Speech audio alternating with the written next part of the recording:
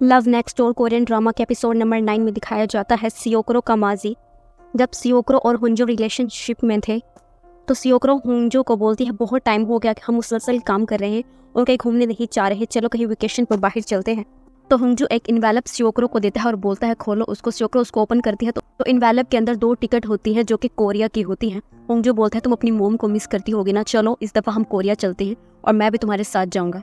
सियोक्रो shocked में रह जाती है तो हुंजो बोलता है इन्वेलप के अंदर कुछ और भी है। सियोक्रो देखती है तो इन्वेलप के अंदर से एक रिंग निकलती है जिसे देखकर सियोक्रो सरप्राइज रह जाती है। हुंजो रिंग हाथ में लेता है और बोलने लगता है मुझे तुमसे बहुत ज़्यादा प्यार है, इतना प्यार कि मैं आने वाली तमाम ज़िंदगी तुम्हारे साथ गुजारना चाहता हूँ, वेल यू मैरी मी। तो सियोक्रो खुशी में चीखने लगती है और फिर हाथ आगे कर देती है और बोलती है हाँ मैं तुमसे शादी करना ज़रूर चाहूँगी। हुंजो उसको रिंग पहना देता है और वो दोनों एक दूसरे को हक कर लेते हैं। सियोक्रो इस टाइम पर काफ़ी ज़्यादा एक्साइटेड होती है और फिर सियोक्रो हॉस्पिटल में होती है जहाँ पर डॉक्टर उसको बताते हैं कि उसको मैदे का कैंसर है, उसको जल्द अज जल्द अपना इलाज करवाना होगा वरना वो अपना तमाम स्टोमच खो सकती है। और सियोक्रो शॉक्ड में सोच रही होती है मेरी इतनी डिप्रेशन वाली लाइफ में मेरी अभी कोई खुशी आई थी और देखो एक एकदम मेरी खुशी गम में कैसे बदल गई।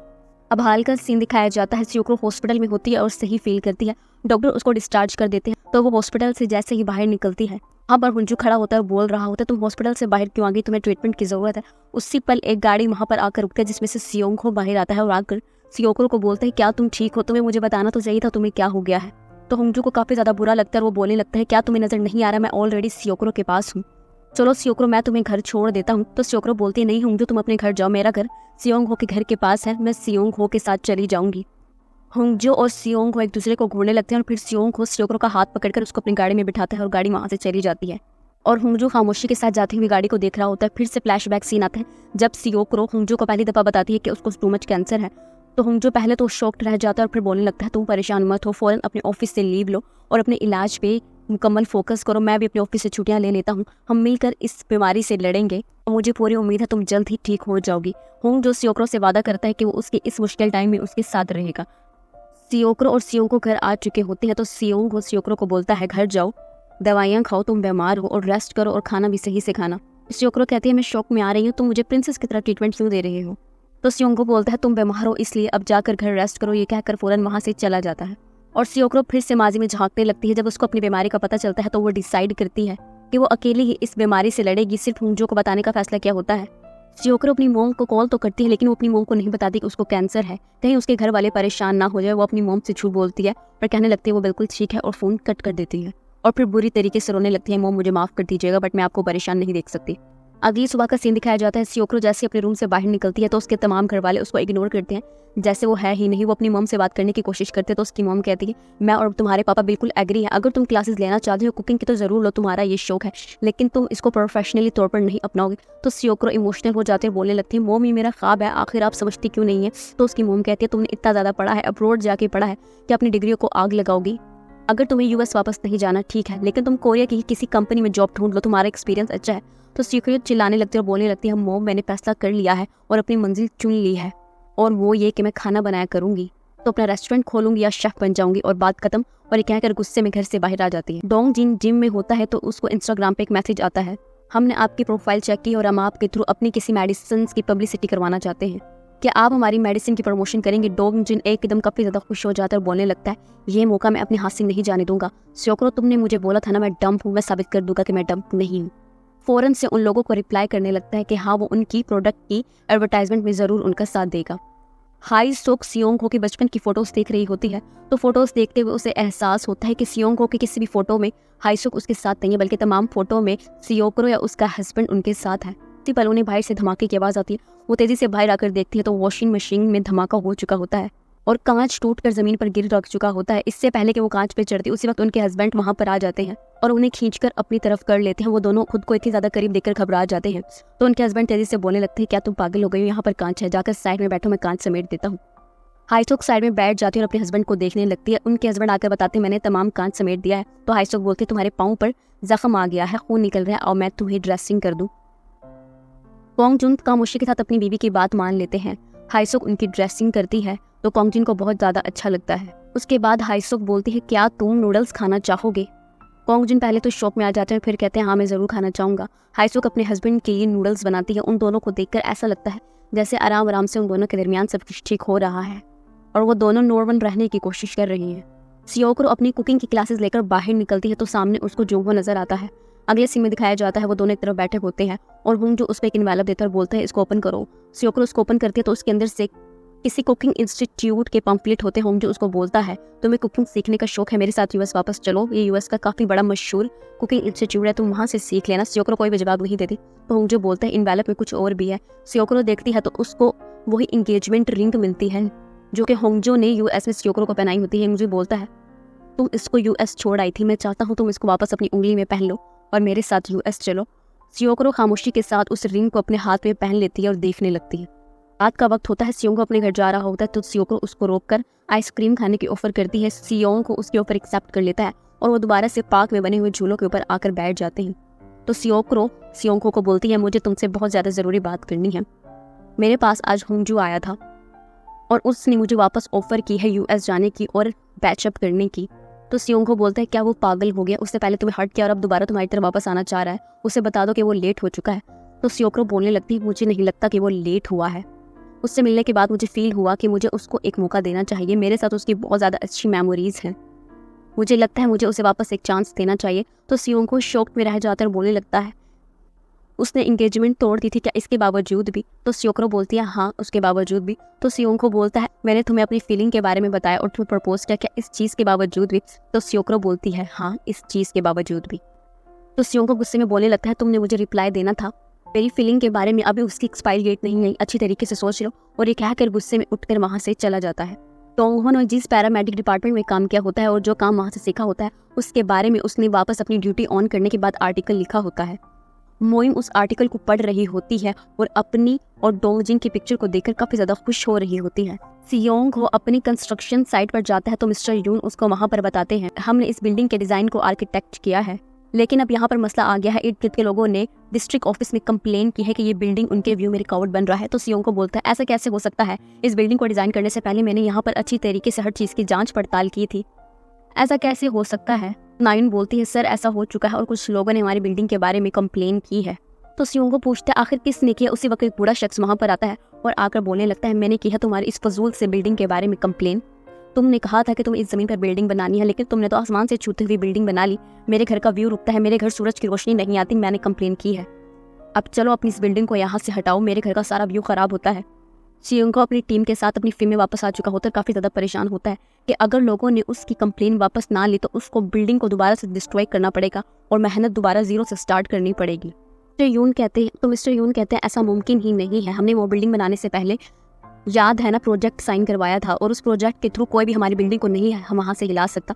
तो सियोंग खुश हो जाता है और कंपनी के एम्प्लॉय को बोलता है मैंने तुम्हारे पास वो प्रोजेक्ट के 80 डॉक्यूमेंट रखवाए थे वो लेकर आओ। तो वर्कर थोड़ी देर के बाद सियोंग के पास आता है और आकर बोलता है सर मैंने हर जगह ढूंढ लिया, वो डॉक्यूमेंट मैंने ही कहीं रखे थे लेकिन मुझे अब वो नहीं मिल रहे। तो मिस्टर यून चीखने लगते हैं, बोलने लगते हैं क्या तुम्हें उस डॉक्यूमेंट की अहमियत का अंदाजा भी है, वो कितने ज़्यादा इंपॉर्टेंट थे, तुम आखिर ऐसा कैसे कर सकते हो। तो वो शख्स सॉरी बोलने लगता है। तो सियोंग को कहता है मेरी कंपनी में वो लोग काम नहीं कर सकते जो गायब दिमाग हो, तुम यहाँ से चले जाओ, अच्छी तरीके से अपने जहन पे जोर दो और सोचने की कोशिश करो कि तुमने मेरा कितना ज़्यादा नुकसान कर दिया है और जब तुम्हें इसका जवाब मिल जाए मेरे पास वापस आना, मैं तुम्हारा मुंतज़िर रहूँगा। मी सोक सियोंग को अपने घर लेकर आती है और उसको खाना सर्व करती है, बोलती है मैंने तुम्हारे लिए बनाया था, तुम आते क्यों नहीं, तुम मेरे बेटे की तरह हो। तो सियोंग को सॉरी बोलता है और खाना खाने लगता है। तो मी सोक बोलती है मुझे मोहल्ले की किसी मीटिंग में जाना है, तुम खाना एंजॉय करो, ये कहकर वहाँ से चल जाती है। थोड़ी देर के बाद सियोकरो वहाँ पर आती है और सियोंग को वहाँ पर देखकर कन्फ्यूज़ हो जाती है, फिर बोलने लगती है मैं तो बस यहाँ पर पानी पीने आई थी। और जैसे ही फ्रिज खोलती है उसको सामने दूध की बोतल नजर आती है। दूध की बोतल को देखकर वो मजीद कंफ्यूज हो जाती है और फिर पलट कर सियोंग को बोलती है तुमने मुझे बोला था कि दूध की एक्सपायरी डेट अभी खत्म नहीं हुई है, लेकिन मैं तुमसे कह रही हूँ तुम उस दूध की बोतल को फेंक दो। तुम्हारी फीलिंग्स को जानने के बाद भी मेरा जवाब कभी भी हाँ में नहीं होगा, हम सिर्फ अच्छे दोस्त थे और मैं अपनी दोस्ती को दोस्ती की हद तक ही रखना चाहती हूँ। और ये कहकर वहाँ से जाने लगती है। तो सियोंग को सियोकरो को रोक कर बोलता है कि तुम्हें वाकई ही लगता है कि अब हमारी दोस्ती सिर्फ दोस्ती की हद तक ही रहेगी। सियोकरो अपने कमरे में आ जाती है और काफ़ी ज़्यादा इमोशनल होती है। फिर से माजी का सीन दिखाया जाता है जहाँ पर सियोकरो और होंग जो यूएस में होते हैं और सियोकरो का ट्रीटमेंट चल रहा होता है और होंग जो सियोकरो के साथ हर पल होता है उसके बीमारी के टाइम पे। डॉक्टर उसका इलाज कर रहे होते हैं और वो आराम आराम से रिकवर हो रही होती है और अपनी हेल्थ की तरफ वापस आ रही होती है। वो दोनों मिलकर प्लान बनाते हैं जब सियोकरो बिल्कुल ठीक हो जाएगी वो जरूर कहीं पर घूमने के लिए जाएंगे। अगले सीन में दिखाया जाता है सियोकरो काफ़ी ज़्यादा डिप्रेशन में होती है। होंग जो उसके पास आकर बोलता है सियोकरो तुम कब तक इस तरह डिप्रेस्ड रहोगी, घर से बाहर निकला करो, मेरे एक दोस्त ने पार्टी रखी है, तुम्हें और मुझे इनवाइट किया है, चलो पार्टी में चलते हैं, तुम घर से बाहर निकलोगी तो अच्छा फील करोगी। तो सियोक्रो बोलती है मैं बहुत ज़्यादा बीमार हूँ, मेरा किसी भी चीज़ में दिल नहीं लगता, प्लीज़ उसको मना कर दो, मैं नहीं जाना चाहती कहीं भी। तो होंजो को काफ़ी ज़्यादा बुरा लगता है और वो बोलने लगता है ठीक है, मैं कहीं पर भी नहीं जाता। और फिर अगले दिन सियोक्रो ने ऑफिस में अपने कॉलीग्स की बातें सुनी होती है, जो कि बात कर रहे होते हैं कि सियोक्रो को कैंसर है। वो लोग सियोक्रो पे तरस खा रहे होते हैं और सियोक्रो को ये बात काफ़ी ज़्यादा बुरी लगती है। उसको होंजो की ज़रूरत होती है। वह होंजो को फॉलो करते हुए एक पार्टी में आती है जहाँ पर हर तरफ शोर और हंगामा होता है। तो उसको अपना बॉयफ्रेंड नजर आता है जो कि किसी को किस कर रहा होता है। पहले तो सियोक्रो शौक में आ रह जाती है और फिर तेजी से जाकर होंजो को धक्का देती है। तो दरअसल उसका बॉयफ्रेंड किसी को किस नहीं कर रहा होता, बल्कि उस लड़की की आंखों में से लेंस निकाल रहा होता है, जो कि दूर से ऐसा लगता है जैसे किस कर रहा हो। अगले सीन में दिखाया जाता है होंजो और सियोक्रो घर आ चुके होते हैं और दोनों एक दूसरे पर काफ़ी ज़्यादा गुस्सा होते हैं। होंजो कहता है मुझे यकीन नहीं आ रहा, तुम्हें मुझ पर यकीन नहीं है, तुम कैसे मुझ पर शक कर सकती हो कि मैं किसी और के साथ इन्वॉल्व था। तो सियोक्रो बोलती है तुम फ़ोन क्यों नहीं उठा रहे थे। तो होंजो बोलता है क्या हो गया अगर मैंने फ़ोन नहीं उठाया, मैं हर पल हर दम तो तुम्हारे साथ था, मैं तंग आ गया हूँ तुम्हारी इस ज़िंदगी से, तुम इतनी ज़्यादा डिप्रेशन में हो, मेरा भी अब दम घुटता है तुम्हारे साथ, तुमने खुद को एक कमरे और अंधेरे में बंद कर लिया है, मैं इन चीज़ों से बाहर निकलना चाहता हूँ। तो सियोक्रो उसकी बात सुनकर शॉक्ड में रह जाती है और बोलने लगती है क्या मेरा साथ तुम्हें घुटन देता है, क्या तुम मेरी वजह से डिप्रेशन में जाने लगे हो। को काफ़ी ज़्यादा बुरा लगता है क्योंकि होंजो उसको बातों ही बातों में डिप्रेशन की मरीज़ा बोल देता है। और फिर यही वजह थी सियोक्रो होंजो के साथ इंगेजमेंट तोड़कर वापस कोरिया आ गई थी।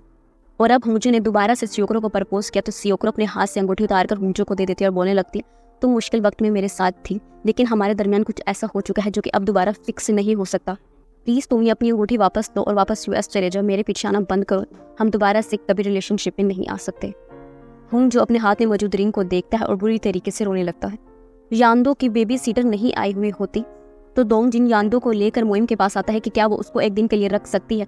तो मोइम बोलते उसको बहुत ज़रूरी काम है, लेकिन उसके पास एक आइडिया है और वो आइडिया ये था कि मोइम यान्दो को लेकर अपनी मोम के पास आ जाती है जो कि अपनी तीनों दोस्तों के साथ होती है। दोंगजिन बोलने लगता है मेरा बहुत ज़रूरी इंटरव्यू है, वरना मैं कभी भी अपनी बेटी को यहाँ पर ना छोड़ता। तो जिनसे बोलने लगे तुम परेशान क्यों हो रहे हो, मेरी बेटी ने रिक्वेस्ट की है, मैं तुम्हारी बेटी की अच्छी तरीके से हिफाजत करूंगी। वो चारों यान्दो का वेलकम करते हैं। दोंगजिन की शुक्रिया के तौर पर लाए हुए डिजर्ट्स को शौक से खाने लगते हैं। योंगदे उन चारों औरतों के साथ काफ़ी ज़्यादा अच्छा टाइम स्पेंड करती है और औरतें भी योंगदे की कंपनी को काफ़ी ज़्यादा इंजॉय करते हैं। दोंगजिन अपने जिम में होता है और प्रोडक्ट की एडवर्टाइजमेंट कर रहा होता है, तो उसी वक्त जिम का मालिक वहाँ पर आ जाता है और बोलने लगता है तुम क्या कर रहे हो, क्या तुम्हें पता भी है तुम किन चीज़ों को बेच रहे हो। तो दोंगजिन कहता है हाँ मुझे मालूम है। तो जिम के मालिक को बहुत ज़्यादा गुस्सा आता है। वो बोलता है मैं तुम्हें अभी और इसी वक्त जॉब से फारिग कर रहा हूँ, मुझे अपनी जॉब के लिए ऐसे लड़के की ज़रूरत नहीं है जो कि नकली दवाइयाँ बेचे लोगों की बॉडी बनाने के लिए। क्या तुम्हें मालूम भी है ये लोगों की सेहत के लिए कितनी ज़्यादा नुकसानदायक है। तो दोंगजिन बोलता है मुझे सब कुछ पता है, आप मुझे ना समझाएं और मुझे भी कोई शौक नहीं है आपके जिम में जॉब करने की, मैं जा रहा हूँ। गुस्से में वहाँ से चला जाता है। वही वर्कर वापस सियोंगहो के पास आता है और अपना रेजिग्नेशन लेटर देता है कि सर मुझे डॉक्यूमेंट्स नहीं मिले और मेरा आंसर ये है कि जो मैंने आपका नुकसान की भरपाई की है वो तो मैं पूरा नहीं कर सकता, बट इस कंपनी को छोड़ दो। तो मिस्टर यून बोलते हैं तुम्हें कंपनी छोड़ने की ज़रूरत नहीं है, हमने तमाम लोगों के साथ सेटलमेंट कर ली है, अब हमारा प्रोजेक्ट किसी भी खतरे में नहीं है, ये एक अच्छी खबर है। तो वो शख्स काफ़ी ज़्यादा खुश होता है। तो सियोंगहो बोलने लगता है मैं चाहता था कि तुम मेरे पास हौसले हिम्मत और करेजमेंट के साथ आओ, ना कि इस कंपनी को छोड़ने के इरादे से आओ। अगर हम कहीं पर फंस जाएं तो लाजमी नहीं है कि हम गिव अप कर दें, हमें वहाँ से निकलने के लिए तरीकों को सोचना चाहिए, ना कि हार मान लेनी चाहिए। मैं तुमसे ये सुनना चाहता था, मैंने अब तुम्हें बता दिया है, उम्मीद है तुमने मेरी बातों से सबक ले लिया होगा। सियोंगहो अपने घर में होता है और उसकी तबीयत काफ़ी ज़्यादा ख़राब होती है। बेहोशी की हालत में उसको फील होता है कि उसके सामने या तो उसकी मोम बैठी हुई है, लेकिन जब वो दोबारा आँख खोलता है तो उसको लगता है कि उसके सामने सियोक्रो है। उसको समझ नहीं आता कि आखिर उसके पास है कौन। दोंगजिन का इंटरव्यू हो चुका होता है और वो अपनी बेटी को लेने के लिए आता है। तो वो देखती है योंगदे मोइम के बिस्तर पर सो रही है और मोइम बहुत मोहब्बत से उसकी बेटी को देख रही है। दोंगजिन उसके करीब आकर शुक्रिया अदा करता है। तो मोइम बोलती है नहीं ऐसी बात नहीं है, मुझे आपकी बेटी बहुत ज़्यादा पसंद है, आप अगर मेरी बेटी हो तो बिल्कुल इस जैसी हो। एक एकदम मोइम को अपनी बात का एहसास होता है और वो दोनों बुरी तरीके से घबरा जाते हैं। सियोंगहो की तबीयत काफ़ी ज़्यादा ख़राब होती है और उसके सर पे पट्टी लगी होती है। सियोंगहो होश में आता है तो वो देखता है सियोक्रो उसके साथ उसके बिस्तर पर सोई हुई है। सियोंगहो उठ बैठता है और बोलने लगता है क्या ये लड़की पागल हो गई है, यहाँ पर किस तरह सो रही है, और उसके ऊपर कंबल ठीक कर दे। इसी वक्त सियोक्रो की आंख खुल जाती है और पूछने लगती है सियोंगहो तुम कैसे हो। तो सियोंगहो बोलने लगता है तुम्हें यहाँ पर नहीं होना चाहिए था। तो सियोक्रो बोलते क्यों नहीं होना चाहिए था, बचपन में जब भी तुम परेशान होते तो मैं हमेशा तुम्हारे पास आती थी तुम्हें कंसोल करने के लिए, तुम एटलीस्ट मुझे कॉल तो कर सकते थे ना अगर तुम्हारी मॉम घर पर नहीं थी। तुम यहाँ पर चुप करके बैठो, मैं तुम्हारे लिए कुछ खाने को बना कर लाती हूँ। और ये कहकर रूम से बाहर चली जाती है। तो सियोंगहो बोलने लगता है ये बिल्कुल पागल है और उठकर जैसे ही कमरे की लाइट जलाता है उसके पाँव के नीचे सियोक्रो का बैग आता है। वो जैसे ही सियोक्रो का बैग उठाता है तो उसको बैग के अंदर से कुछ मेडिकल रिपोर्ट मिलती है और फिर बैग में से वो रिपोर्ट निकाल कर पढ़ने लगता है। और जैसे जैसे वो रिपोर्ट पढ़ता जाता है वो बुरी तरीके से शॉक में आ जाता है, क्योंकि रिपोर्ट में मेंशन होता है कि सियोक्रो को कैंसर है।